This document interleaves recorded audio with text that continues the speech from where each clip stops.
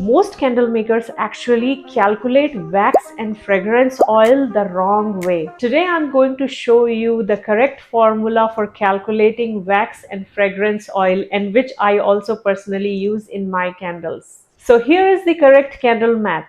Take your total fill weight, divide it by 100% plus your fragrance load, and that gives you the wax weight. Then subtract the wax weight from the fill weight. That number is your fragrance oil weight. Now let's do it in real example. So first we will calculate the fill weight for your jar, and we will use water to calculate it. You will get your weighing scale, tear it down to 0, and then put your jar.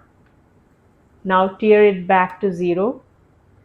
Now you fill the water up to the level where you want to see your wax in the jar.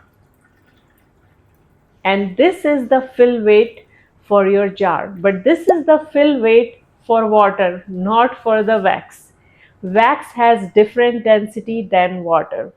Generally, soy wax densities varies from 0.86 to 0.9. So based on this fill weight which I showed you here, the water weight is 255 grams. For example, you are using 0.86 is the wax density. So we will multiply 255 to 0.86, and it is equal to 219.3 gram. zero point 0.3 you can take like in the round number, you can do either 219 or 220, it doesn't matter. So for example, I take 220 as a fill volume for wax. So based on this, we will calculate the wax weight and the fragrance oil weight. So now we calculated our jar's fill weight, and which is 220 grams. And for example, you want to use 8% of fragrance oil.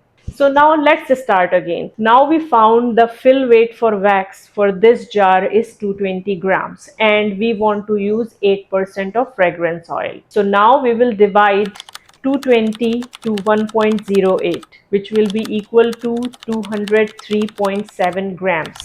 Since it is 203.7 grams, as I said, we can always round the number. So I will choose 204 grams for the wax weight.